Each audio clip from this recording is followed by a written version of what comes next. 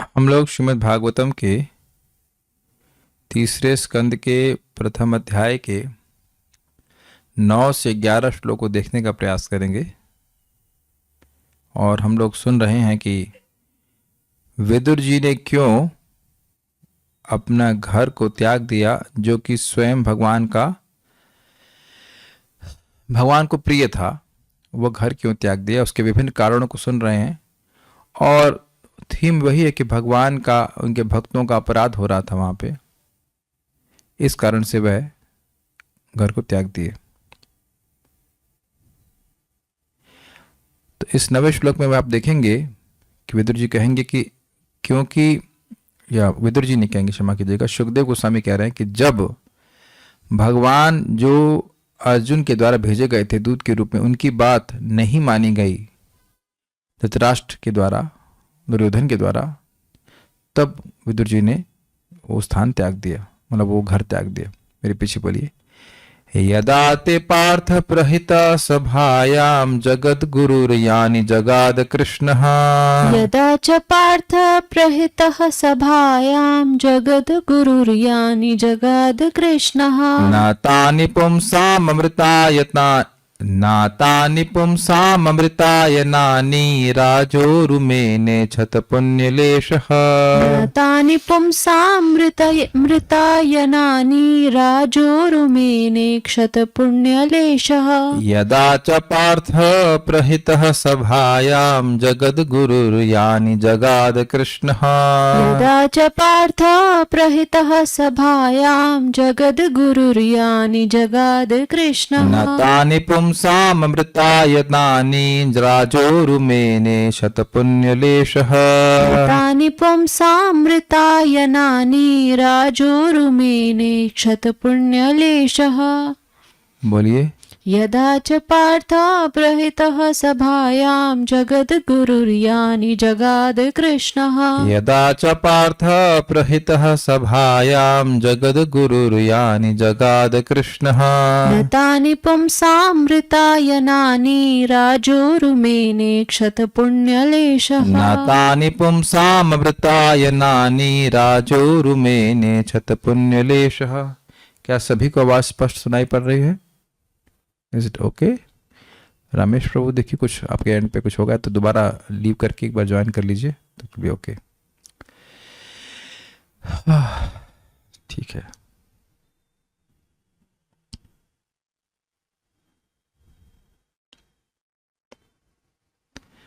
अर्जुन ने श्री कृष्ण को जगत गुरु के रूप में धृतराष्ट्र की सभा में भेजा था, और यद्यपि उनके शब्द कुछ एक व्यक्तियों यथा भीष्म द्वारा शुद्ध अमृत के रूप में सुने गए थे, किंतु जो लोग पूर्व जन्म के पुण्य कर्मों के लेश मात्र से भी वंचित थे, उन्हें वे वैसे नहीं लगे।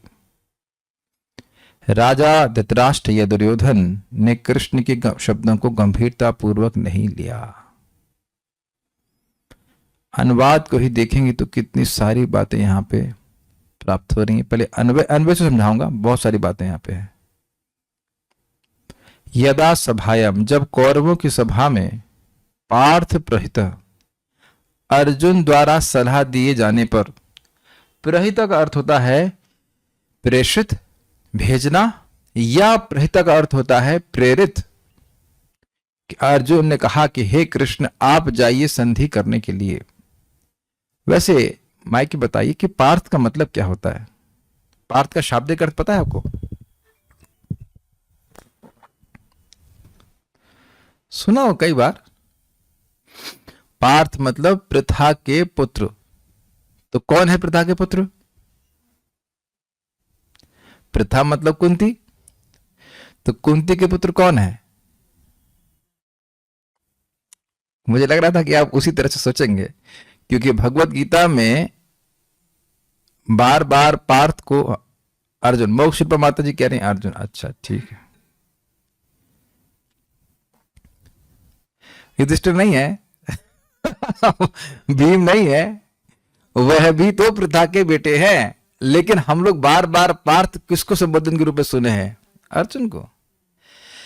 तो आचार्यों ने यह भी अर्थ लिया है कि पार्थ प्रहितता मतलब युधिष्ठिर महाराज के द्वारा। सभी लोग बोल रहे हैं अर्जुन अर्जुन अर्जुन। हाँ सही है, अर्जुन गलत उत्तर नहीं है, लेकिन क्या पार्थ कर केवल अर्जुन होगा? तो हम जानते हैं कि ये मंत्रणा विराट मतलब 13वें साल के बाद और युद्ध के पहले हुई थी, विराट नरेश के पास में दरबार में, जहां पे लोग पहले नौकरी कर रहे थे 1 साल के लिए। तो वहां पे बात हुई कि भाई युद्ध करना चाहिए कि नहीं करना चाहिए। तो कुछ लोग इस पक्ष में थे से भीम कि भाई युद्ध करना चाहिए। युधिष्ठिर महाराज कहे कि नहीं, एक हम लोग संधि का प्रस्ताव रख सकते हैं। तो बलराम जी भी वहां पर उपस्थित थे और भगवान कृष्ण भी उपस्थित थे। तो बलराम जी कहे देखिए संधि का प्रयास किया जाना चाहिए और मैं जाऊंगा तो अगर मेरी बात नहीं माने तो मैं उनको मार डालूंगा।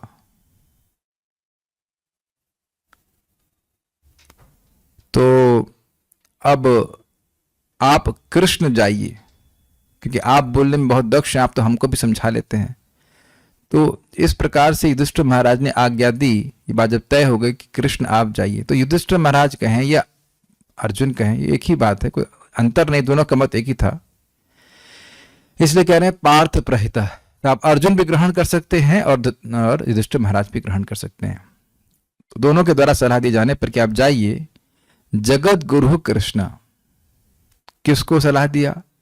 जगत गुरु, जो जगत के हित उपदिष्टा है। गुरु मतलब हित का उपदेश देने वाला, गुरु का मतलब ही है हित का उपदेश देने वाला। जो शिष्य के हित के बारे में सोचे वही गुरु है। जैसे एक वैद्य है, वह अब अपने जो पेशेंट है उसके हित के बारे में सोचता है और हित के बारे में बताता है। यद्यपि कभी कभी हो सकता है कि जो पेशेंट क्या बोले, मरीज है, उसको बात सुनने में अच्छी ना लगे, लेकिन उसके हित के लिए होती है, इसलिए उसको अच्छा लगता है। जैसे मुझे कोई वैद्य कहता है, पता नहीं सारे वैद्य सब एक ही पार्टी के हैं, चावल बंद करना पड़ेगा। चावल क्यों बंद करना पड़ेगा? और उसके बाद दाल भी बंद करवा दी। उनका दाल भी, तो पानी पियेंगे क्या? और भुनी सब्जी भी आप नहीं खा सकते। अरे यार, भूनना है तो पहले बोल दो ना, ये हमको क्यों भून रहे हो?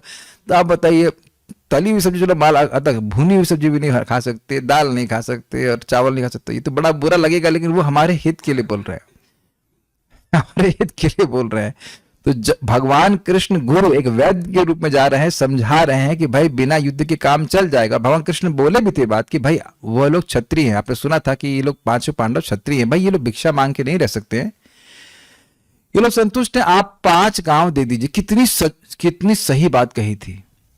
वस्ता राज्य तो पूरा उनका था, आधा राज्य भी दिया होता तब भी गलत था। राज्य पूरा युधिष्ठिर महाराज का था, उसमें भी देखिए कितने उदार कह रहे हैं कि 5 गांव दे दो तो ये है, मान जाएंगे आप अपना पूरा राज्य शासन करिए, कोई आपत्ति नहीं है।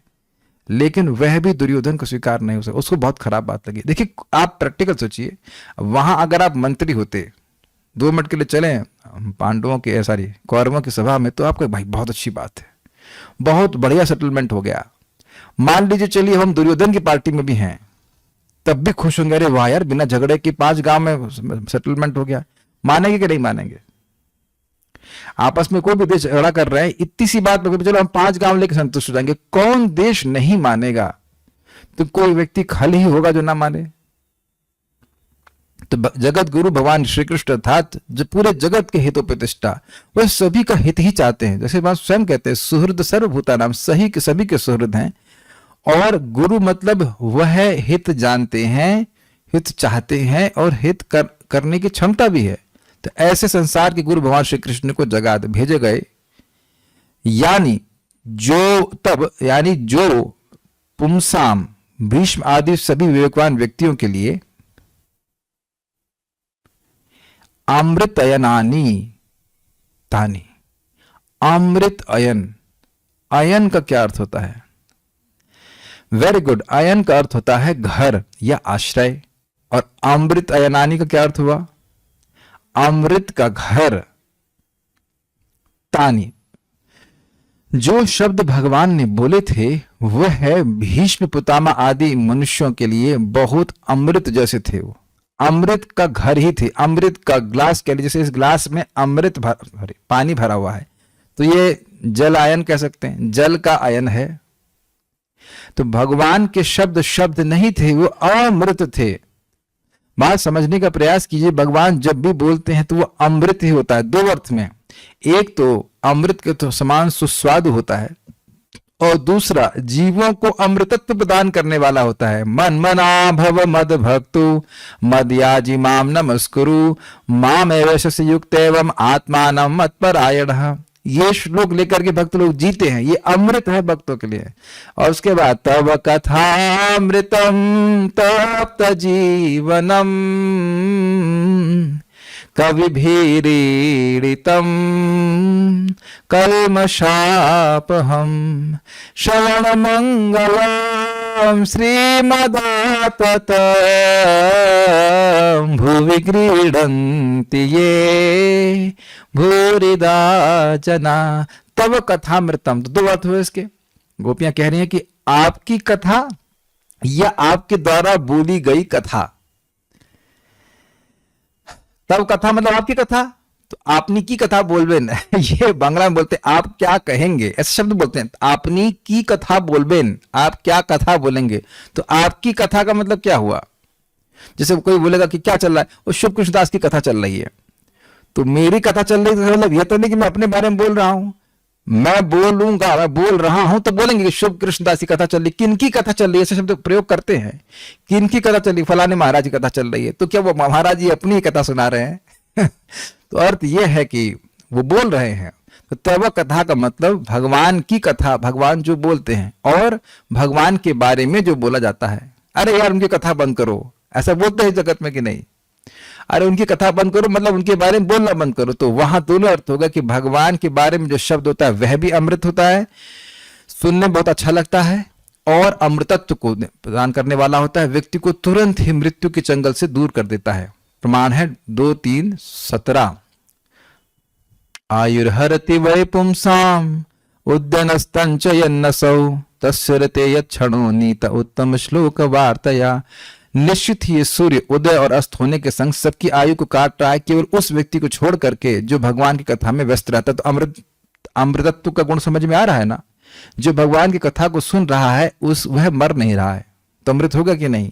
लेकिन कड़वा नहीं लग रहा है, सुनने में अच्छा लग रहा है, और मृत्यु से पार ले जाने वाला। लेकिन इसको ऐसे भगवान के शब्दों को पुण्य लेशः च पुण्य कर्मों का लेश मात्र भी जिनका क्षीण हो गया था, जिनके पुण्य कर्म कम थे, क्षमा कीजिएगा, पुण्य क्षीण हो गए ये नहीं कह रहे हैं, पुण्यों का लेश भी क्षीण हो गया।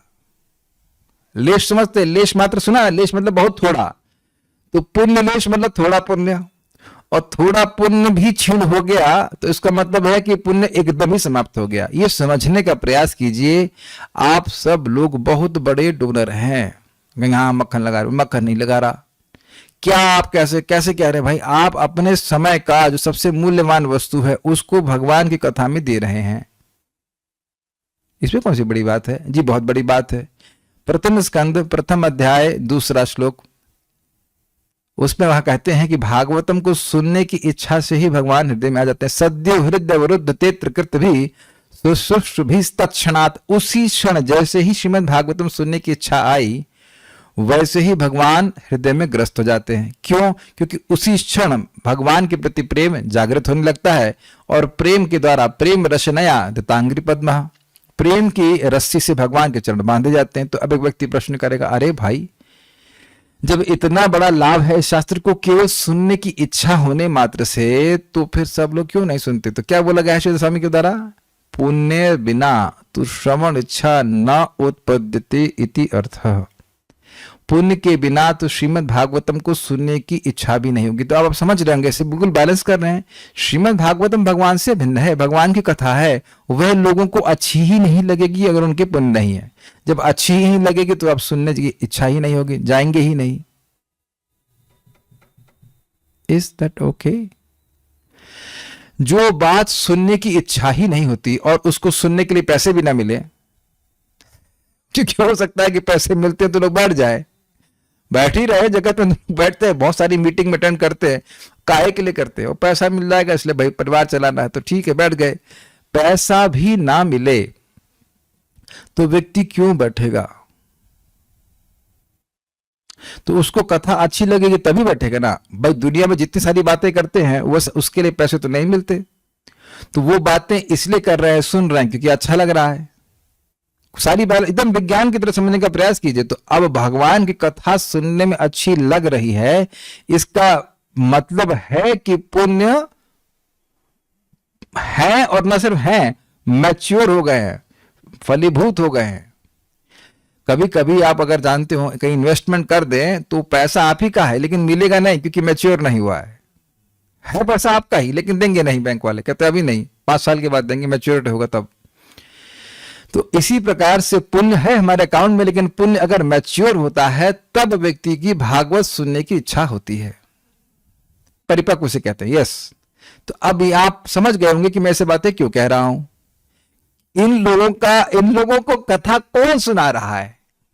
भाई मान लीजिए कि चलिए एक व्यक्ति अयोग्य है, वक्ता गीला है, गीला वक्ता समझते हैं, जो बहुत बोर करे, ठीक से बोलना न जानता हो, न उसकी वाणी में कोई तेज है, न वाणी में कोई रस है, न कुछ, तो भाई कह सकते हैं कि ना हो गया भैया, वो दोबारा नहीं सुनना चाहते। लेकिन भगवान के समान अब बोलने में कौन प्रवीण है? हम सब लोग जो कुछ भी बोल पा रहे हैं, कुछ भी क्षमता है, वो तो भगवान से ही आ रही है ना। तो जिन भगवान से आ रही है वह बोलने में कितने मतलब अद्भुत होंगे, उसकी तो हम लोग कल्पना नहीं कर सकते। जबकि गोपे के कह रही मधुरया गिरावल गुवा क्या, आपकी वाणी से मधुर मधुर शब्द हैं, वह हमारे हृदय में एकदम बस गए, भूल नहीं पा रहे। तो आप समझ ही रहे होंगे कि हम क्या कहना चाहते हैं, कि भगवान स्वयं कथा कह रहे हैं, भगवान स्वयं हित उपदेश दे रहे हैं, लेकिन इन लोगों के पुण्य क्षीण है, इसलिए बिल्कुल उनको अच्छा नहीं लग रहा। तो ये फिर प्रश्न रहेगा, अरे अगर किसी के पास पुण्य ना हो तो उसके पास धन संपत्ति कैसे आएगी? तो इनके पास तो बहुत सा राज्य था, सब कुछ था, तो कैसे कह सकते हैं कि पुण्य नहीं था? तो यहाँ पे आचार्यों ने बड़ा अच्छा टीका करी है, राज्य और धारण करने का पुण्य अब क्षीण हो गया था, इसलिए उनकी बुद्धि मारी गई थी और भगवान की बात को नहीं सुन रहे थे। समझ में आया आप लोग को? ये बड़ी सुंदर टीका है। ये जो बात हुई कि भाई युद्ध होगा, उसके कुछ दिन के बाद युद्ध हुआ होगा। अब कितना समय हम नहीं जान रहे, लेकिन कुछ बहुत समय तो नहीं बीता, मान लो 1 महीने के बाद हुआ हो, और युद्ध हुआ 18 दिन का, तो मान लें कि 1.5 महीने के बाद पूरा राज्य चला गया। दिमाग हम लोग खराब है कि नहीं? मेरी बात समझ रहे हैं? इनका पुण्य अब क्षीण हो गया था, अब इनके राज्य छीनने का काल आ गया था, इसलिए वो भगवान की बात नहीं सुने। थी समृद्धि थी, पहले के पुण्य के कारण समृद्धि थी, सब कुछ था, लेकिन अब इनके राज्य को धारण किए रहने वाला पुण्य समाप्त हो गया था, इसलिए भगवान की बात स्वीकार नहीं कर सके। नहीं तो क्या दिक्कत थी, 5 गांव दे देते। इसे कहा जाता है विनाश काले विपरीत बुद्धि। भगवान भी समझाएंगे तो नहीं समझ में आएगा। बड़ी सुंदर बात है। देखिए बात तो यह है कि भगवान उनको समझने भी नहीं देना चाह रहे थे। भगवान भले ही ऊपर से बोल रहे थे कि आप मान जाओ, लेकिन दुर्योधन को अंदर से समझने नहीं दे रहे थे, क्योंकि उन्होंने इन लोगों ने द्रौपदी का अपमान किया था। भगवान उसको माफ नहीं कर सकते थे। हाँ, वो नहीं समझने की बुद्धि, यस, यही नहीं समझने, बाहर से बोल रहे हैं और नहीं समझने दे रहे हैं। ये तो भगवान आगे भी कह रहे हैं, युद्ध के पहले ऐसे कर रहे थे, युद्ध के बाद युधिष्ठिर महाराज के मन में अज्ञान आ गया कि सारा पाप मेरे सर पे आएगा, और खुद ही समझा रहे हैं और नहीं समझने दे रहे अंदर से। कृष्णेन अद्भुत कर्मणा मत्तः स्मृतिर्ज्ञानम अपोहनम च। तो ऐसा हो सकता है कि भगवान किसी को समझाए और ना समझ पाए व्यक्ति हो सकता है, अगर भगवान स्वयं ही अंदर से ना समझने दे। बहुत बड़ी शिक्षा अपने को भी मिल रही है कि अगर आप किसी को समझा रहे, कई बार ऐसा होता है और वो नहीं समझ पा रहा है, तो कृपया उसको भी दोष ना दें। कितना आसान है ना दूसरे को दोष देना कि आप आपकी बात नहीं समझ पा रहा है। डिफिकल्ट है ना, लेकिन वो भगवान उसको समझने नहीं दे रहे इस समय, क्या कर सकते हैं। इसलिए हमारा कर्तव्य है भगवान की बात बोलने, क्योंकि भगवान हमारे इंटेंशन को समझेंगे कि ये मेरी बात बोलना चाहता है।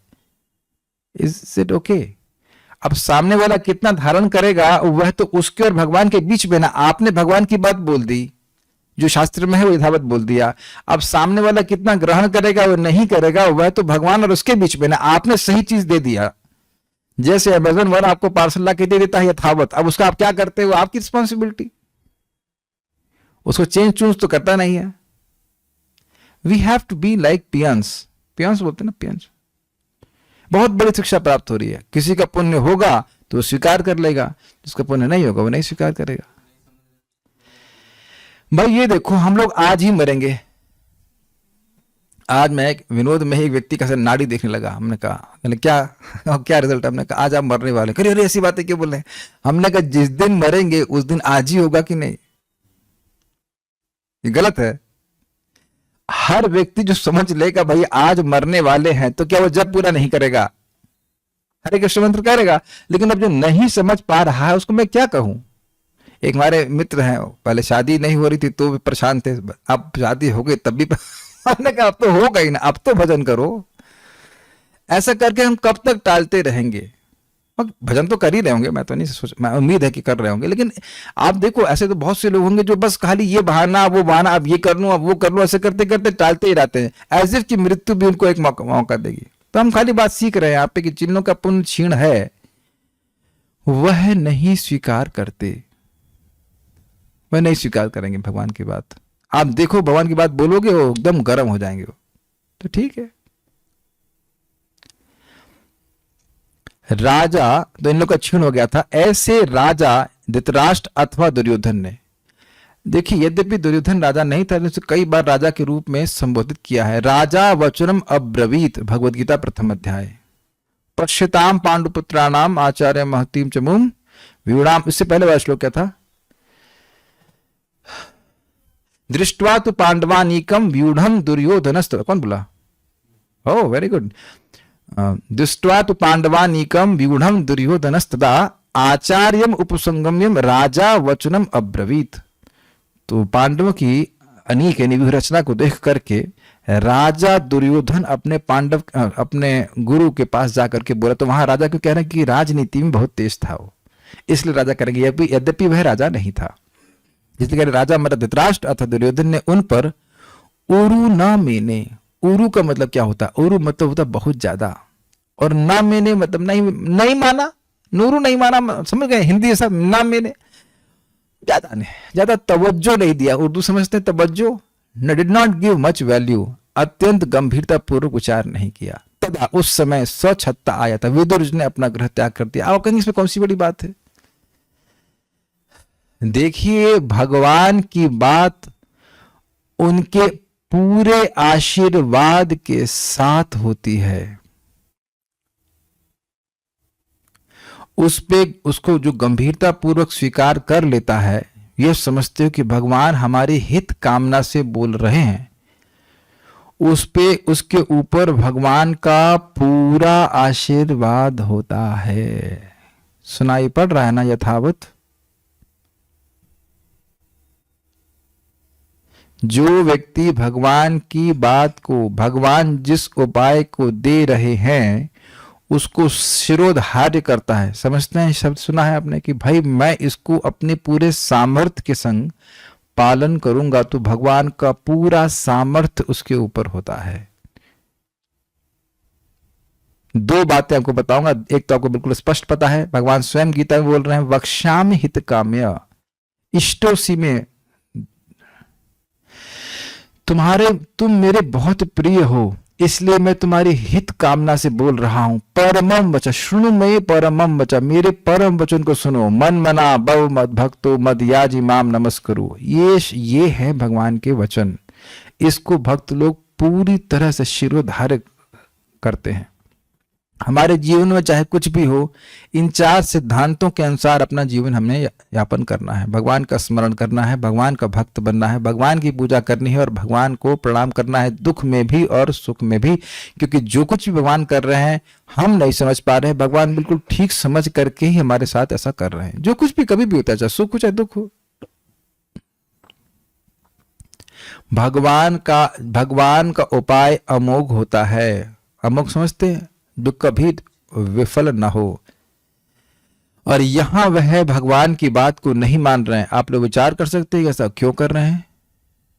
क्योंकि वह भगवान को भगवान नहीं मान रहे, वह अपना संबंधी मान रहे हैं, एक मनुष्य मान रहे हैं, मर्त बुद्धि से कहना चाहिए। और यही जब गुरु में हो जाती है तब व्यक्ति का पतन हो जाता है। अरे गुरु जी को क्या पता, गुरु जी क्या पता, ऐसे ही बोलते रहते हैं। दिस इज वेरी, क्यों श्रीला प्रभुपाद जी बोल रहे हैं the most important, the first instruction of the spiritual master is to chant 16 rounds of Hare Krishna mantra. क्या इससे और अधिक क्लियर प्रभुपाद जी कह सकते हैं कि गुरु का प्रथम आदेश है 16 माला का जप करना? क्या हमारी हम थोड़ा कठोर बोल देते थे कि क्लास में कठोर हूं मैं, अब प्लीज उसको वैसे ग्रहण कर लीजिएगा, मैं नहीं चेंज कर पा रहा हूं, प्लीज हेल्प मी आउट। लेकिन हम बहुत सॉफ्ट नहीं बोल सकते। क्या हम इतने बेवकूफ हैं कि इतनी बात भी समझ में ना आए? आप सब लोग अच्छे भक्त हैं, मैं चाहता हूं कि अच्छे बने रहें, इसलिए थोड़ा थोड़ा कठोर बोलता हूं। लेकिन जो नहीं कर रहे हैं या उसको रिप्लेस कर कुछ और इंस्ट्रक्शन सोच रहे हैं, तो फिर चैतन्य चरितामृत पढ़ के देख लीजिए, प्रभुपाद बिल्कुल स्पष्ट कह रहे हैं the first instruction of the spiritual master is to chant 16 round. तो आप कहेंगे कि हम दीक्षा लिए तो नहीं ना, तो लेना भी नहीं चाहते, और बिना इस शिक्षा को ग्रहण किए दीक्षा लेना चाहते हैं, यानी दीक्षा के बाद भी वही, क्षमा कीजिएगा, वही नाटक करेंगे जो हम दीक्षा के पहले कर रहे हैं। मेरा स्टाइल है, ऐसा ही है, क्या करूं मैं, मतलब प्लीज मैं चेंज नहीं कर पा रहा। बट इतनी सी बात नहीं समझ में आ रही तो फिर आगे और बात क्या समझ में आएगी? This will expand everything in your life. इह होइते सर्व सिद्धि होय तुम्हार, ये भगवान का इंस्ट्रक्शन है, यह समझने का प्रयास कीजिए। ये प्रभुपाद जी का इंस्ट्रक्शन नहीं है। आप कहेंगे क्या बात कर रहे हैं आप? मतलब ऐसे मानना चाहिए कि प्रभुपाद जी ने इंस्ट्रक्शन दिया है तो मतलब भगवान साक्षात आपको बोल रहे हैं, ऐसे मानना चाहिए। मैं ये कहना चाहता हूं, यस्य प्रसादात भगवत प्रसादो यस्य प्रसादा न गति कुतोपि, इस तरह से समझना चाहिए। Does that make sense? तो ऐसा मत सोचिए कि यह गलती केवल धृतराष्ट्र ही कर रहा है। कहीं ना कहीं हो सकता है कि हम भी यह गलती करने के चक्कर में पड़ जाते हो।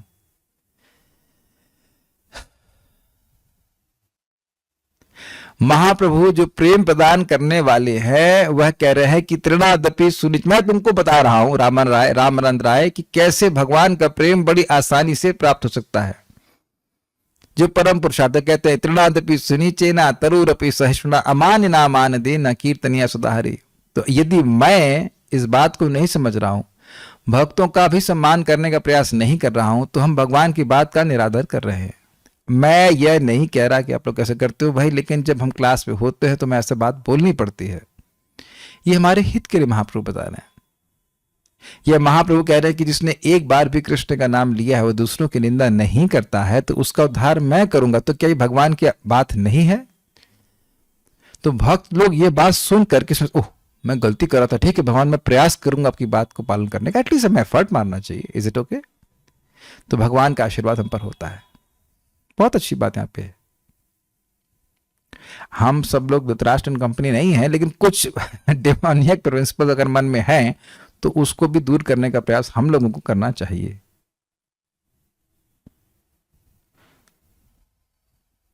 एक भक्त कह रहे हैं कि आप अब समझ में आया कि पार्थ को मतलब सांकेतिक रूप पर अर्जुन को कह रहे हैं। नहीं यह नहीं कहा मैंने कि सांकेतिक रूप से कह रहे हैं। पार्थ का अर्थ आप अर्जुन भी ले सकते हैं और युधिष्ठिर महाराज भी ले सकते हैं। मैंने ये कहा, संकेत नहीं किया जा रहा है। पार्थ का नाम पार्थ, अर्जुन का नाम पार्थ है और युधिष्ठिर महाराज को भी आप पार्थ कह सकते हैं। जैसे भारत, ये शब्द धृतराष्ट्र के लिए भी हो सकता है, यह शब्द अर्जुन के लिए भी हो सकता है, यह शब्द परीक्षित महाराज के लिए भी हो सकता है, यह शब्द युधिष्ठिर महाराज के लिए भी हो सकता है, क्योंकि सभी भरतवंशी हैं। ये अर्थ कंटेक्स्ट के अनुसार होगा। चलिए श्लोक देख लीजिए। यदा च पार्थ प्रहितः सभायाम, जब पार्थ के द्वारा, जो भी आप इसको अर्थ ले लें, पार्थ के द्वारा प्रेषित उस सभा में जगत गुरु यानी जगात कृष्ण, कृष्ण इनको भेजा गया था जगात, उनके जो शब्द थे, यानी जो शब्द थे न तानि पुंसाम अमृताय नानी, जो कि कुछ भीष्मादि मनुष्यों के लिए अमृत के अयन के समान थे, उनको ना राजा उरुमेने, उनको राजा अर्थात धृतराष्ट्र या दुर्योधन ने बहुत नहीं माना, क्षतपुण्य लेशा, क्योंकि उनके राज्य को कंटिन्यू करने के पुण्य क्षीण हो गया, उसका लेश भी क्षीण हो गया था, तब विदुर जी ने वह घर त्याग दिया। यह श्लोक का अर्थ है। आगे पढ़ते हैं।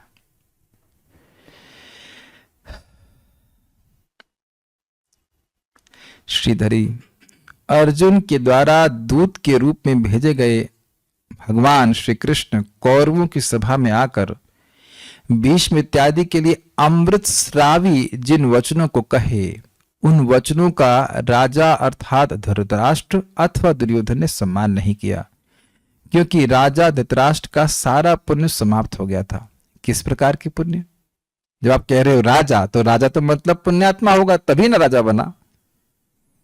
तो कैसा पुण्य? तो कह रहे उनके सुख, प्रसिद्धि अथवा संपत्ति आदि के पुण्य नष्ट नहीं होते, क्योंकि पुण्य नष्ट होते तो तुरंत चला जाता है सब कुछ, अपितु राज्य पर शासन करने के पुण्य नष्ट हुए थे। उससे भी दुखी होकर विदुर जी ने अपने गृह का परित्याग कर दिया।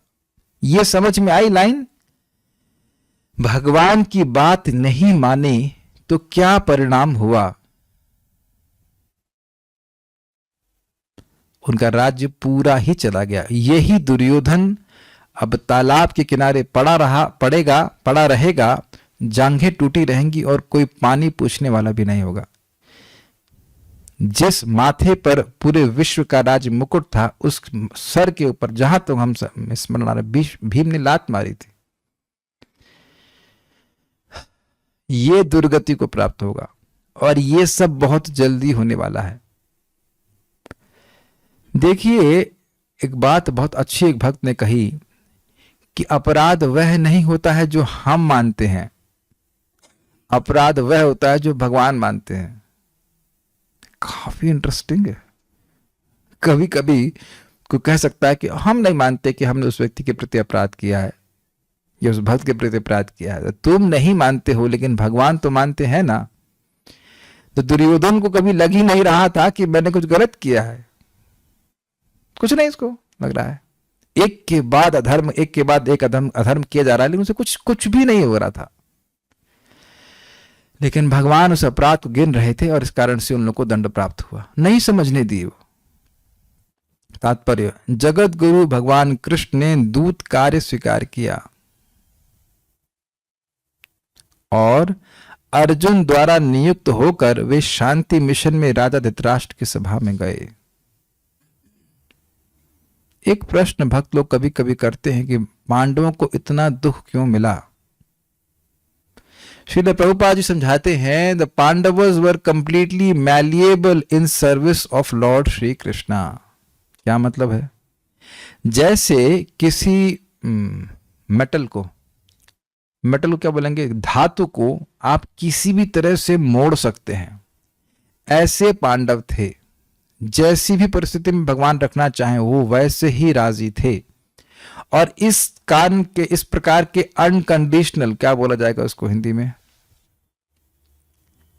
अहेतुकी प्रेम के कारण भगवान उनसे बंध गए थे। हर परिस्थिति में वे भगवान का आश्रय ले रहे थे, भगवान की सेवा कर रहे थे, भगवान के प्रति प्रेम उनका कम नहीं हुआ, भगवान का अनुग्रह ही मान रहे थे। बड़ी अद्भुत बातें, बोलना आसान है लेकिन सामान्य भक्त के लिए करना कठिन है। तो भगवान भी उनके प्रेम से इतना बंध गए कि वह जो करवाना चाहते थे भगवान करने के लिए उत्साहित थे। एक उतना कर दिया रो धो करके, वो अलग बात नहीं है। He was eager to serve them because they were eager to serve him. ये आप अपने जीवन में देखना कि अगर भगवान की भक्ति करने का आग्रह है तो भगवान सारे रास्ते खोल देंगे, सारी बाधाएं हटा देंगे। यद्यपि लगता है कि ये बाधा नहीं हटेगी। अब कुछ बातें तो हम अपने रियलाइजेशन से ही बोल रहे हैं, यहाँ पे बहुत ज्यादा रियलाइजेशन तो नहीं है, लेकिन इतनी बात समझ में आती है कि हाँ, जो अगर आपकी भागवत पढ़ने की इच्छा है तो या समझने की इच्छा है तो भगवान सारी व्यवस्था करेंगे, कर रहे हैं, करेंगे नहीं बोलूंगा मैं, कर रहे हैं।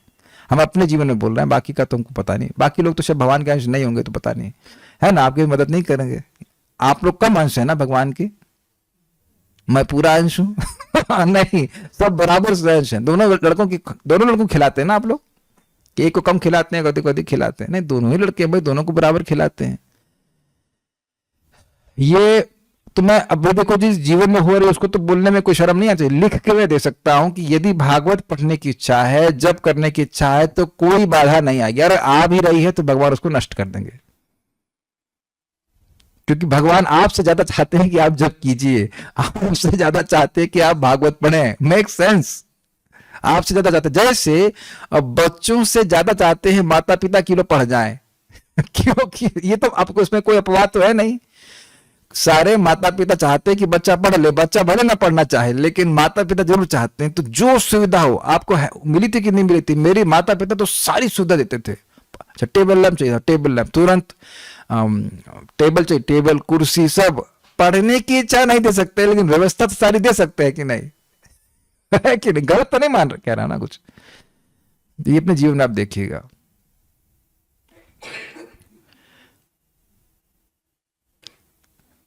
क्यों साधना माता जी, गलत तो नहीं कह रहे ना?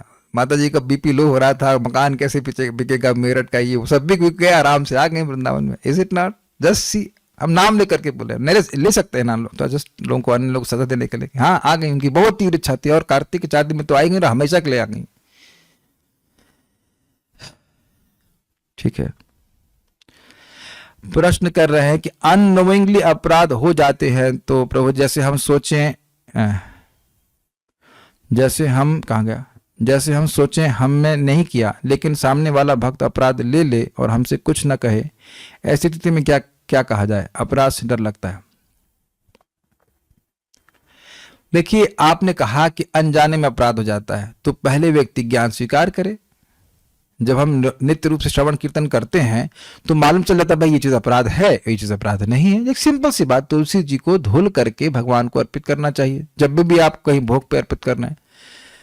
तो अब नहीं पता था तो अलग बात है, अब पता चल गया है तो ये भगवान की व्यवस्था है ना कि आपको सुनवाए।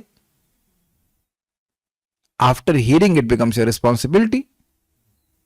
बिना नहाए भी जब कर सकते हुए कोई अपराध नहीं है, तो स्पष्ट लिखा गया है। लेकिन अगर आप भगवान के लिए भोजन बना रहे हैं तो गंदी अवस्था में भोजन बनाना या भोजन अर्पित करना ये सब चीज अपराध है। तो सुन लिया तो उसको अप्लाई कीजिए।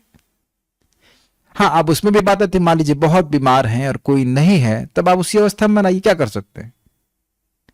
तो वो तो एक आपातकाल बात है। बात इसीलिए श्रवण कीर्तन करने से व्यक्ति समझ में आता है कि ये अपराध है और ये अपराध नहीं है। भगवान वो सुनने का मौका दे रहे हैं, इसका मतलब है कि चाहते हैं कि अपराध से निवृत्त हो जाए। जैसे यहां भगवान स्वयं गए समझाने के लिए, एक बात अपनी तरफ से पूरा प्रयास किया कि लोग समझ जाएं। अब ये नहीं समझा तो क्या कर सकते हैं? देखिए, एक बात हम यहां पे आ रही तो हम बोल दे रहे हैं, महाप्रभु का शब्द है, हर जीवात्मा उनका सेवक है। जो भक्ति नहीं भी कर रहे वह भी, जो भक्ति नहीं कर रहे वह भी, तो उनका भी अगर अपराध करते हैं तो हमारी भक्ति क्षीण होती है। किसी को भी उद्वेग नहीं देना चाहिए, जितना संभव हो सके। तो आपका भी एटीट्यूड भगवान देख रहे हैं कि हम अपनी तरफ से प्रयास कर रहे हैं किसी को परेशानी ना दें। तो भगवान भी फिर ऐसा तो नहीं कि वो एकदम यमराज की तरह बैठे हुए हैं, भगवान दया करते हैं। लेकिन एक हम अभ्यास बनाएं, अगर अभ्यास की बात है कि हम जो भी सामने पड़े उसको अफेक्शन दें, प्रेम दें, रेस्पेक्ट दें, तो अपने आप ही अपराध की भावना कम हो जाएगी कि नहीं, ये बता दीजिए। बहुत सुंदर बात है। जब आ ही रहा था मैं बोल दे रहा हूं, महाराज बड़ा सुंदर कह रहे थे कि देखिए, अगर कोई अयोग्य व्यक्ति है जिसका सम्मान नहीं किया जाना चाहिए और आपने उसका सम्मान कर दिया तो कोई हानि नहीं, कोई हानि नहीं। लेकिन अगर हमारी असम्मान करने की भावना है और किसी का सम्मान होना चाहिए और उसका असम्मान होगा तो बहुत बड़ी हानि हो जाएगी कि नहीं? तो एक अभ्यास रखना चाहिए। एक प्रश्न है कि विदुर जी कौन थे? ओहो, तो पूरी महाभारत पढ़नी पड़ेगी। चलिए शॉर्ट में समझ लीजिए, धृतराष्ट्र के छोटे भाई। बहुत लंबी कथा हो जाएगी, अभी विदुर जी कौन थे समझाने के लिए तो थोड़ा समय लगेगा। और वह धृतराष्ट्र के मंत्री थे, मंत्री भी थे, और वह यमराज जी के अवतार थे। अब उसके पीछे बहुत सारी कथा थी कि यमराज जी अवतार कैसे थे, तो अब तो धीरे धीरे समझ लीजिए कि विदुर जी महान भागवत थे, भक्त थे और मंत्री थे धृतराष्ट्र के। कृष्ण सबों के स्वामी हैं, फिर भी अर्जुन के दिव्य सखा होने के कारण उन्होंने यह दूत कर्म प्रसन्नता पूर्वक स्वीकार कर लिया, मानो वे कोई समान मित्र हों। बड़ी सुंदर बात है, बड़ी सुंदर बात है। जगत गुरु की व्याख्या प्रपात कर रहे हैं। गुरु का मतलब क्या हुआ? गुरु मतलब श्रेष्ठ पद पे बैठा है। तो जो श्रेष्ठ है, जिसकी पूजा होनी चाहिए, वह दूत का कर्म स्वीकार कर रहा है। क्योंकि पार्थेन प्रहिता, पार्थेन अर्जुन के द्वारा भेजे गए जैसे वे दूत हों। आप अभी भी आप समझने का प्रयास करिए। एक बात बड़ी अजीब सी बोलूंगा, लेकिन आपको समझ में आ जाएगा। क्या आप अपने गुरु महाराज को ऐसा कोई कह सकता है कि महाराज जी, समझ में आ गया? मैं बोलने का भी साहस नहीं कर रहा हूं, क्योंकि हम लोग ऐसा सोच भी नहीं सकते। समझ गया ना मैं क्या कह रहा हूं? तो क्या कोई गुरु महाराज को दूत की तरह बोल सकता है? ऐसा कर दीजिएगा, जरा उनको जाके कुछ कह दीजिएगा। ऐसा भी आप नहीं कहेंगे कि महाराज जी उनको फोन से ऐसा कह दीजिएगा। ऐसा भी कहने का सामर्थ्य आप लोग नहीं जुटा सकेंगे, नहीं कर सकते ना। तो जो जगत गुरु हैं भगवान श्री कृष्ण, वह अर्जुन के द्वारा भेजे जा रहे दूत की तरह, और वह स्वीकार भी कर रहे हैं। तो यह उनका अतिशय प्रेम सूचित कर रहा है कि नहीं? तो आप कहेंगे जब वो इतनी रेस्पेक्टेबल पोजीशन पे हैं, भगवान पूरे जगत के गुरु हैं, उनको शर्म नहीं आ रही? नहीं शर्म आती है, ये नहीं शर्म आती है भाई। यह बात थोड़ा समझने का प्रयास करने के उदाहरण से, एक बार विंस्टन चर्चिल जानते हैं, ब्रिटिश अंपायर की जब वर्ल्ड वॉर 2 चल रहा था, तो उसमें वह प्राइम मिनिस्टर थे, बड़ी शक्तिशाली पोजीशन पे थे। तो उनसे कोई मिलने के लिए आया, तो उनसे कहा कि भाई अभी रुकिए जरा, वो व्यस्त बहुत है। व्यस्त हैं तो क्या हो गया, 10 मिनट 15 मिनट आधा घंटा बीत गए, भाई ऐसा क्या कार्य कर रहे हो जो बहुत व्यस्त है? तो वो जो दरवाजे का की होल था, उससे वो देखे कि क्या हो रहा था। तो उनका नाती या पोता जो रहा होगा, वह उनकी पीठ पे बैठा हुआ था, वो घोड़ा बने हुए थे। वो कह रहे थे चल मेरे घोड़े टिक टिक टिक। अब जो ब्रिटिश साम्राज्य का प्राइम मिनिस्टर है, उसको यही अच्छा लग रहा है कि उसका बेटा उसको पोता जो है उसको घोड़ा बना करके चल रहा है। तो भगवान को इसे बड़ा अच्छा लगता है जब उनके शुद्ध भक्त इस प्रकार से उनको आज्ञा देते हैं। यह अतिशय प्रेम के कारण ऐसा हो रहा है।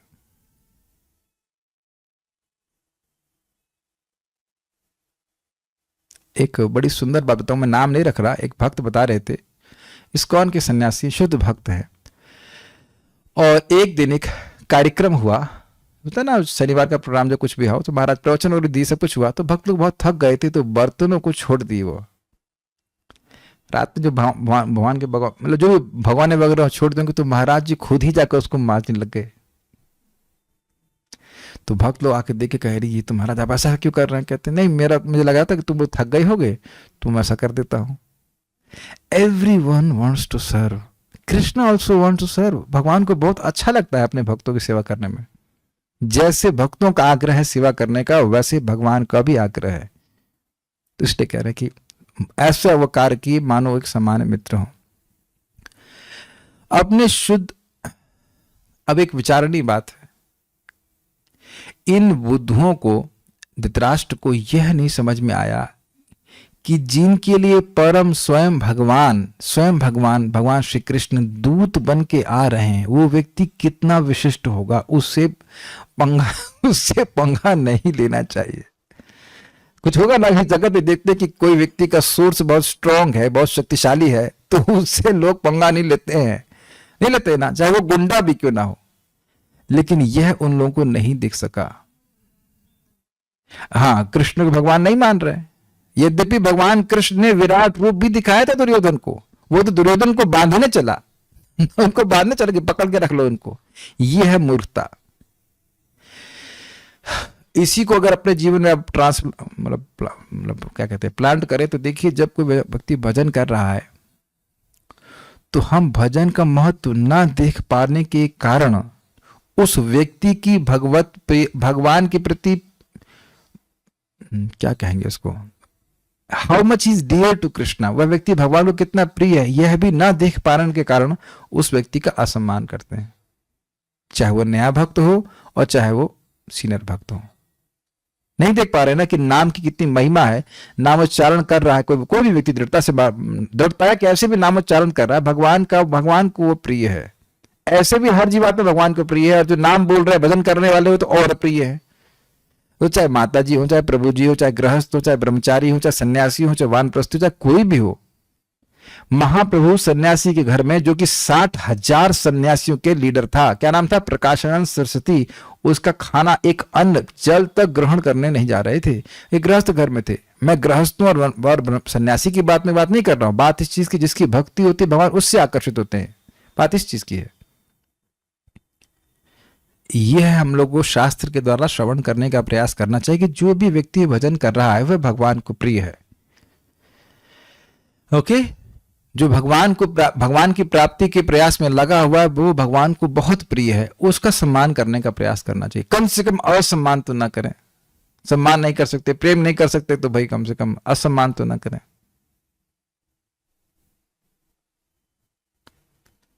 ठीक है। अपने शुद्ध भक्तों के साथ भगवान के बर्ताव का यही अनूठापन है। अच्छा, एक और रुचिकर बात है कि देवता लोग ऐसे सेवक नहीं बनते हैं। केवल भगवान ही अपने भक्तों को अपने आप को देते हैं, देवता लोग नहीं देते। आप सुन चुके हैं भगवद गीता में कि जब कोई पुण्य करके देवलोक की प्राप्ति करता है तो देवता को पसंद नहीं आता, यह क्यों आ गया हमारे भोगों में हिस्सा बनने के लिए। और भगवान तो अपने भक्तों को अपना रूप ही दे देते हैं, अपना वैभव दे देते हैं। कितने उदार हैं भगवान में, बताइए कितना अंतर है। उन्होंने सभा में जाकर शांति के विषय में बातें करी। इस संदेश का आस्वाद भीष्म तथा अन्य प्रमुख जनों ने किया, जिसमें कि विदुर जी भी थे, क्योंकि यह संदेश स्वयं भगवान के मुख से निकला था। कितनी सुंदर बात है। कौन सा श्लोक याद आ रहा है गीता का? मुखम पद्मात विनिस्तृतः सकृत गीतामृत स्नानम संसार मल नाशनम। ये तो है ही, और एक और भी शब्द इसमें आता है, मुखम पद्माद विनिस्तृतः। भगवान मुकुंद,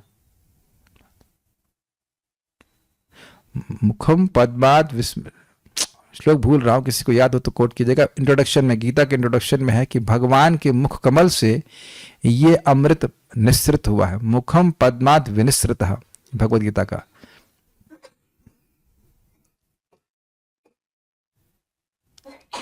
जिस व्यक्ति के हृदय में प्रेम होता है वह प्रेम उसकी वाणी में भी होता है। गीता सुगीता कर्तव्यम किम अन्य शास्त्र विस्तरई यह स्वयं पद्मनाभस्य मुखम पद्मात् विनिस्तृतः। भगवद गीता के अलावा और कौन सा शास्त्र पढ़ने की जरूरत है? क्यों भाई? गीता सुगीता कर्तव्यम यह किमन्य शास्त्र विस्तरई यह स्वयं पद्मनाभस्य मुखम पद्मात् विनिस्तृतः। जो स्वयं पद्मनाभ भगवान श्री कृष्ण के मुख से विस्तृत हुआ है वह अमृत है।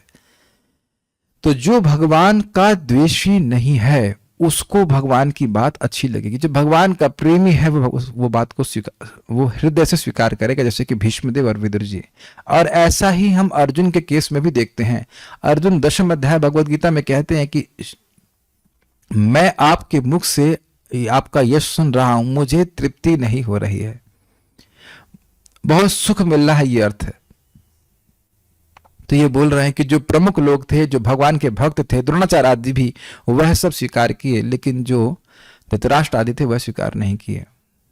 किंतु पूर्व जन्मों के पुण्य कर्मों के छीड़ होने से दुर्योधन अथवा उसके पिता धृतराष्ट्र ने इस संदेश को गंभीरता से नहीं लिया। जिन व्यक्तियों के पुण्य क्षीण हो जाते हैं वे ऐसा ही करते हैं। कोई व्यक्ति अपने विगत पुण्य कर्मों के बल पर देश का राजा बन सकता है, किंतु दुर्योधन तथा उसकी टोली के पुण्य कर्मों के फल क्षीण हो चुके थे।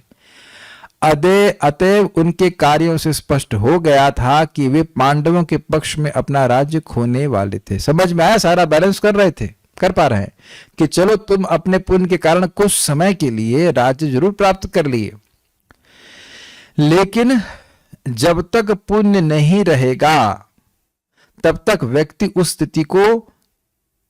स्थिति में स्थायी रूप से वर्तमान नहीं रह सकता। जैसे बलि महाराज, आगे आप देखेंगे, जबरदस्ती युद्ध करके बल्कि कह सकते हैं अपने प्रताप से बिना युद्ध किए इंद्र का पद प्राप्त कर लिए। लेकिन उनके गुरुजी उनको अश्वमेध यज्ञ करवाए, क्योंकि वो जानते हैं कि बिना 100 अश्वमेध यज्ञ किए व्यक्ति को इंद्र का राज्य स्थायित्व से प्राप्त नहीं हो सकता। इसीलिए 100वें अश्वमेध यज्ञ में ही भगवान वामन देव गए और उसको रुकवा दिया। बहुत थक गए हैं, ठीक है।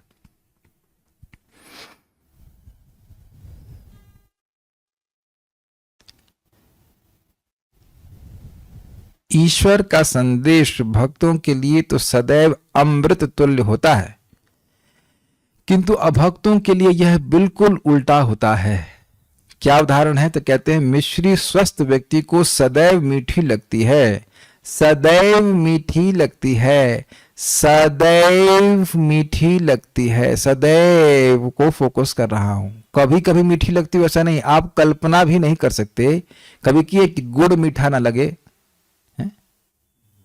क्या ऐसा आप कभी सोचे हैं कि गुड़ कड़वा लगेगा? गुड़ कड़वा, रसमलाई कड़वी, कभी तो लगा नहीं आज तक, ऐसे कैसे हो सकता है? तो कह रहे हैं कि मिश्री स्वस्थ व्यक्ति को सदैव मीठी लगती है, किंतु पीलिया रोग से पीड़ित व्यक्ति को ये अत्यंत तीखी लगती है। एक बार बोला जाए, हरे कृष्णा कृष्ण कृष्णा हरे हरे, हरे राम राम राम हरे हरे। तो अब अगर हरे कृष्ण मंत्र बोल रहे हैं और अब इसको लेने का मन नहीं कर रहा है, तो हम लोगों को बड़े सिंपल वे में स्वीकार करना होगा कि हम इस अविद्या रूपी पीलिया के रोग से ग्रसित हैं। इसमें अपनी भर्त्सना करने की कोई जरूरत नहीं है। भर्त्सना समझते हैं? निंदा करने की जरूरत नहीं। माला पकड़ा, ट्राई करना कि जब में नींद आए तो माला को 2 मिनट के लिए छोड़ देना, फिर देखना नींद गायब हो जा रही है क्या, फिर माला को पकड़ना, कहते फिर नींद आ जा रही है, तो इसका मतलब है कि अनर्थ की वजह से हो रहा है। और अगर शरीर की कमजोरी की वजह से हो रहा है तो एक अलग बात है। हो सकता हो कि हम यहाँ बोल रहे हैं तो एजुकेशन दे देना हमारा कर्तव्य है। हमको भी मालूम चला विटामिन डी और B12 की कमी की वजह से शरीर में कमजोरी रहती है, तो उसको पूरी पहले कर लीजिए, टेस्ट रिपोर्ट ले लीजिए, कोई इसकी वजह से तो नहीं हो रहा है। आप जिंदगी भर ये सोचते रहे कि ये अनर्थ की वजह से हो रहा है, जैसे कि हम आज तक सोचते आए। 40 साल हो गया, 41 साल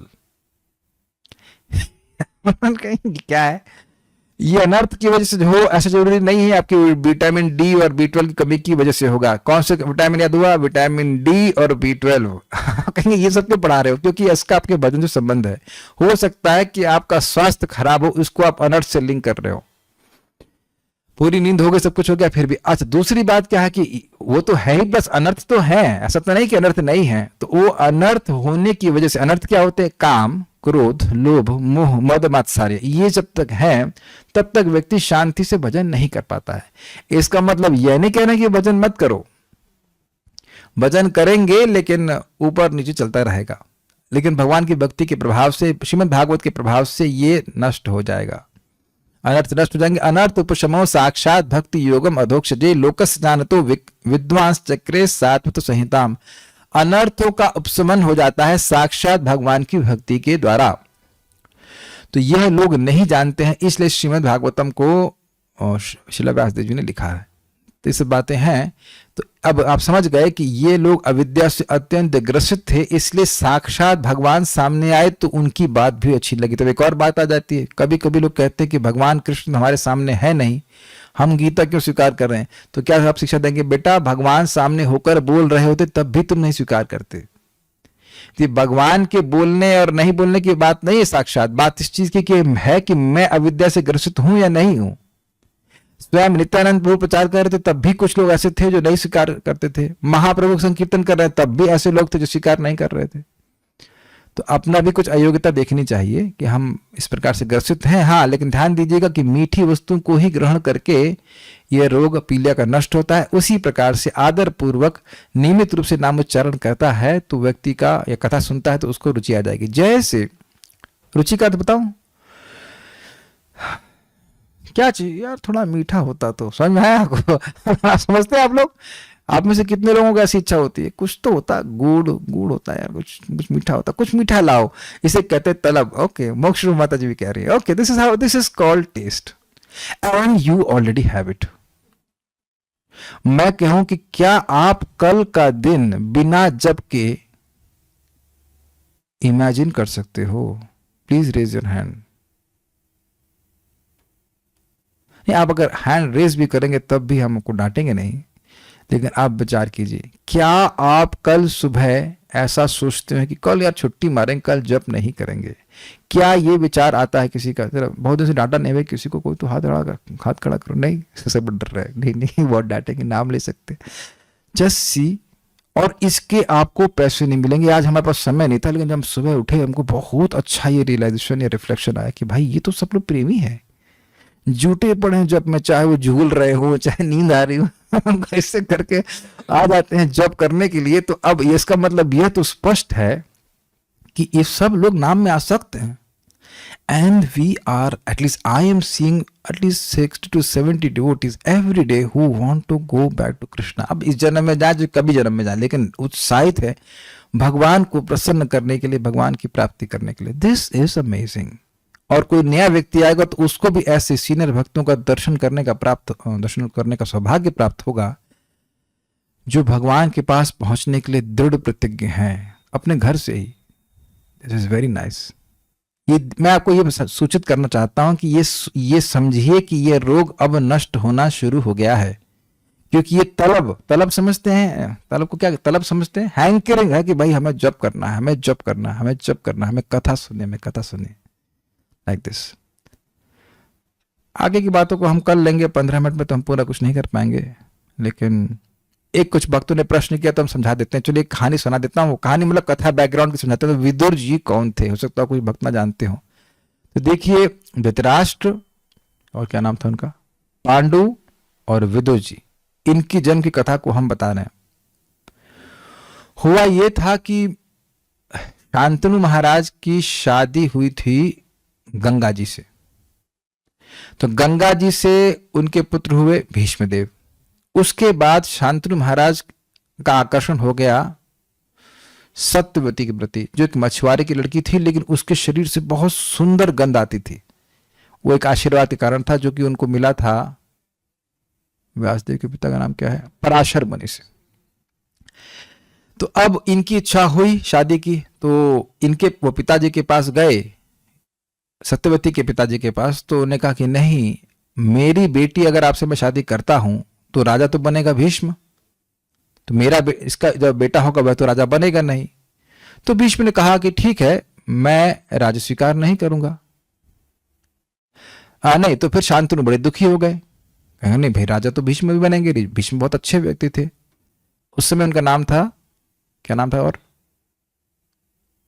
नाम भूल रहा हूं मैं। एक तो भीष्म तो उनका नाम बाद में हो, उससे पहले नाम था Devvrat. Yes, Devvrat, very good. तो अब जब भीष्मदेव ने देखा या देवव्रत ने देखा कि हमारे पिताजी बड़े मायूस हैं, शादी नहीं हो रही है, काफी इंटरेस्टिंग है, लड़के को पिताजी के शादी की चिंता हो रही है नॉर्मली उल्टा होता है, लेकिन यहाँ ऐसा होता है, देखा गया। तो कहे क्या बात है साहब? तो कहे कि मैं इस प्रकार से सत्यवती से शादी करना चाहता हूँ, लेकिन ऐसी ऐसी बात हो गई। तो कहे कोई बात नहीं। वो गए उनके संग, कहते हैं मैं आप पिताजी से शादी करा दीजिए, पिताजी से शादी करा दीजिए और मैं राजी नहीं करूंगा। तो कहते हैं आप राजी नहीं करेंगे, लेकिन आपकी जो संतान होगी वो इनकी सत्यवती की बेटों से युद्ध करेंगी। तो कहते ठीक है, मैं शादी ही नहीं करूंगा। तो जब यह बोले तो देवताओं ने उनके ऊपर फूल गिरा, कहे भीष्म भीष्म, क्योंकि शादी ना करना और ब्रह्मचर्य का पालन करना, वो भी क्षत्रिय होकर के, ओहो बहुत कठिन है। जो सतगुणी व्यक्ति है वो गुरु के आश्रय में रह रहा है, वहां ब्रह्मचर्य का पालन करना आसान होता है, लेकिन अब क्षत्रिय है तो उसका तो ये भाव होता है कि मेरे संरक्षण में कोई रहे। वो एक नहीं, कम से कम 4-4 5 शादी करते थे वो, तो वो एक भी शादी ना करें, ये तो बहुत कठिन था उनके लिए। ऐसा वो ले लिए। तो शांतनु महाराज उनको इसीलिए आशीर्वाद दिए कि तुम क्या था वो आशीर्वाद, इच्छा मृत्यु का आशीर्वाद दिए। तो अब ये तो शांतनु महाराज की बात हुई। अब उसके बाद सत्यवती से उनके पुत्र हुए विचित्र वीर्य, चित्रांगद, सही बोल रहा हूं मैं, है ना, और चित्रांगद मार दिए गए थे। चित्रांगद बड़े थे, वो मार दिए गए थे उसी नाम के एक क्या बोलते हैं, गंधर्व के द्वारा उनसे युद्ध हुआ तो चित्रांगद मर गए थे। विचित्र वीर से शादी करवाई गई थी। शादी कराने के लिए 3 लड़कियों को लेके आए थे काशी नरेश की। क्या नाम था उनका? अंबा, अंबालिका और अंबिका। अब कौन सी वाली शिखंडी बनी तुमको नहीं पता, लेकिन दो रह गई इनके साथ विचित्र वीर के संग, लेकिन विचित्र वीर की मृत्यु हो गई। अब सीन चेंज करें, सत्यवती शादी से पहले वह नाव खेती थी और वो पराशर मुनि को लेके जा रही थी। तो पराशर मुनि ने देखा कि ये समय है कि अगर इस समय इस लड़की से मैं संतान उत्पन्न करता हूं तो वह भगवान का अवतार होगा। तो उनको प्रपोजल कहते हैं ऐसे कैसे हो सकता है, मेरी शादी नहीं हुई। तो कहते हैं नहीं, आपका मतलब आप डिस्टर्ब नहीं होगा, आपकी जो भी है प्योरिटी डिस्टर्ब नहीं होगी और संतान हो जाएगी। तो अब वह सब तरफ वो कर दिए थे, फॉग को क्या बोलते हैं, धुंध कर दिए, और उनके द्वारा तुरंत संतान उत्पन्न होगी। तो व्यासदेव जी किसके बेटे हो गए, सत्यवती के। ये बात जानना जरूरी है। तो व्यासदेव जी कहे कि मैं तपस्या करने जा रहा हूं मां, लेकिन जब भी आपको जरूरत होगी आप मुझे बुलाना, मैं आ जाऊंगा। तो खैर वो तपस्या करने निकल गए। अब वापस सीन चेंज कर लीजिए, विचित्र वीर की मृत्यु हो गई और अभी राज्य का कोई उत्तराधिकारी नहीं है। तो अब सत्यवती ने भीष्मदेव को कहा कि आप अपनी भाभियों के द्वारा संतान उत्पन्न करें, उस समय अलाउड था। तो ने कहा नहीं, मैं ऐसा नहीं कर सकता, मैंने तो व्रत लिया हुआ है, किसी भी सूरत में ऐसा नहीं कर सकता। तब बड़ी दिक्कत हो गई। तब उनको व्यासदेव जी का स्मरण हुआ। तो व्यासदेव जी उनको स्मरण किया और व्यासदेव जी आए और उन्होंने कहा कि देखिए, अगर ये दोनों रानियां, अब जो भी नाम हो, अंबा अंबाल का कोई व्यक्ति बता रहा है कि कुछ मैसेज आया क्या?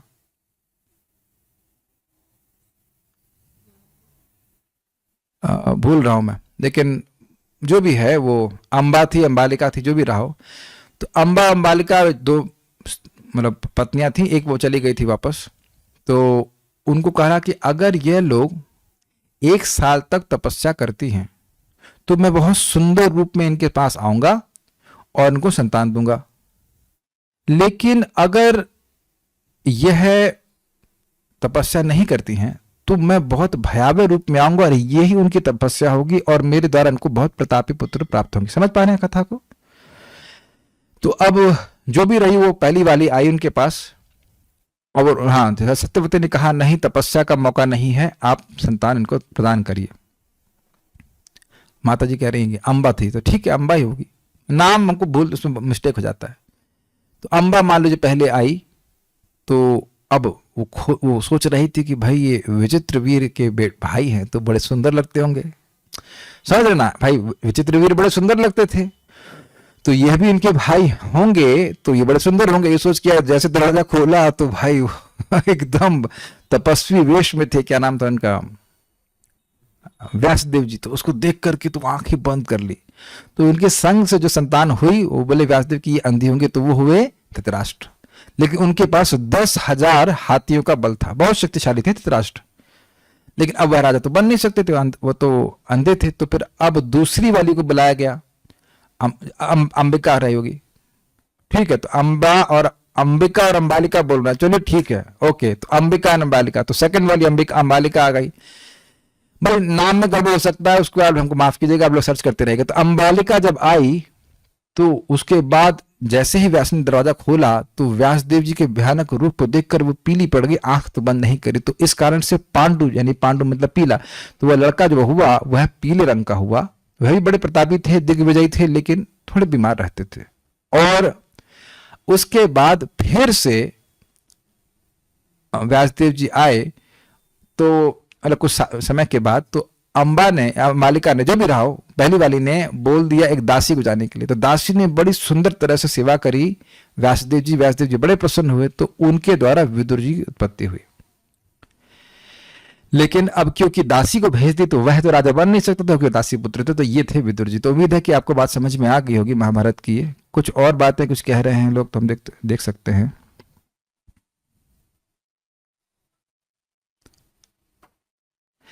अब एक प्रश्न कर रहे हैं कि हम लोग खराब शब्द धृतराष्ट्र और दुर्योधन के लिए इस्तेमाल कर रहे हैं, तो क्या ये ठीक है? अच्छा, खराब शब्द खराब व्यक्ति के लिए उपयोग तो सुखदेव गोस्वामी भी कर रहे हैं। तो क्या आप सुखदेव गोस्वामी को आचरण में गलत मानते हैं? प्रभुपाद जी बड़ा स्पष्ट कहते हैं, to call a rascal is not bad, to call spade a spade. क्या हम अब दुर्योधन के आचरण को अच्छा माने? क्या कहेंगे आप? जो व्यक्ति प्रश्न कर रहे हैं, हम आपका नाम नहीं लिखना चाहते हैं, लेकिन आप जरा भी अपना विवेक धारण कीजिए कि आप दुर्योधन को अच्छा बोलेंगे। अगर आपके संग बर्ताव किया होता तो आप उसको अच्छा बोलते? एक माता जी का प्रश्न है। दुर्योधन ने अगर आपकी बहन और मां के संग ऐसा किया होता तो उसको अच्छा बोलते हो आप? अकल है नहीं आपके पास? मैं चाह रहा था कि मैं क्रोध नहीं करूं, लेकिन आपके पास अकल है कि नहीं, जरा बताइए। जब कुछ बोल रहे हैं तो क्या उसके आचरण को अच्छा माना जाएगा? क्या कभी किसी ऐसे व्यक्ति के आचरण को अच्छा माना जाए? जो खल है उसको खल बताया जाना चाहिए। Make sense? आप बताइए, विचार कीजिए। जो उन्होंने आचरण किया क्या अच्छा है? आपके बच्चों को कोई क्या कहते हैं, जलने के लिए भेज दे, उसको अच्छा कहा जाएगा? उसको अच्छा कहें। बुराई वह है जब आप किसी अच्छे व्यक्ति को भी खराब कहिए। कोई शराबी है तो कहेंगे शराब पी रहा है, खराब काम कर रहा है, तो कहेंगे नहीं उसकी बुराई कर रहे हो। भाई समझने का प्रयास कीजिए। धृतराष्ट्र से हमारा कोई व्यर्थ ना है, ना ही सुखदेव गोस्वामी का है, ना किसी का है, लेकिन उनके दोष को दोष बताना जरूरी है। समझने का प्रयास कीजिए। वह दोष बताया जाना, यह दोषारोपण नहीं हो रहा। दोष आरोपण कब होगा? जब दोष ना हो रहा है, आरोपित कर रहे हैं। ऐसा दुर्योधन का कौन सा कर्म है जो यहां बोला जा रहा है और दुर्योधन ने न किया? जरा बता दीजिए। कहा जा रहा है कि दुर्योधन ने अगर क्या नाम से अपमान किया, तो क्या अपमान नहीं किया? क्या केवल एक झूठा आरोप लगाया जा रहा है? तो आप विचार कीजिए। अगर ठीक है, मैं और कठोर नहीं बोले गया, लेकिन आपने हमको एजिटेट कर दिया इस बात पे। हम दुर्योधन के पक्ष में बिल्कुल नहीं सुनना चाहते। देखिए, समझने का प्रयास कीजिए। नरोत्तम दास ठाकुर जी ने कहा है, क्रोध भक्ति द्वेषी जने। क्रोध है तो उसे भक्तों के जो द्वेष करते हैं उनके प्रति उपयोग करना चाहिए। तो विदुर जी ने भी यहाँ पे क्रोध उत्पन्न किया, प्रकट किया। ओके, क्षमा कीजिएगा, हम थोड़ा क्रोधित हुए, लेकिन बात अजीब से आप लोग प्रश्न कर देते कभी कभी।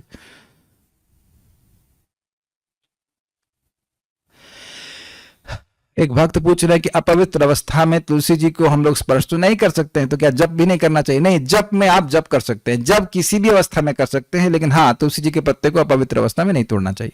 ये बात सही है। जो नियम शास्त्र का है वैसे स्वीकार कर लेना चाहिए। और क्या कह रहे हैं?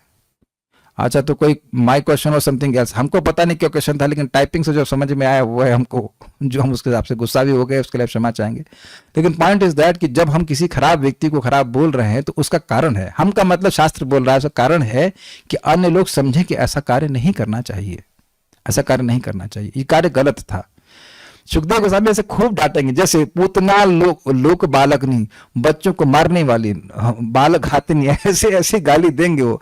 तो वो सही है ना? कि पूतना को मिस यूनिवर्स तो नहीं कह सकते ना, उसको अच्छा तो नहीं कह सकते, साध्वी तो नहीं कह सकते, है कि नहीं? हाँ, माला पे करना चाहिए, माला पे करना चाहिए, टेंशन मत लीजिए। ठीक है, विल स्टॉप है। मेरे गुस्से को आप लोग क्षमा कीजिएगा। हमें खाली, हम दुर्योधन रन पार्टी के खिलाफ हैं, दुर्योधन बिल्कुल पसंद नहीं आता। ओके, हरे कृष्णा। श्रीमद् भागवतम की जय, श्रील प्रभुपाद की जय, निताई गौर प्रेमानंदे।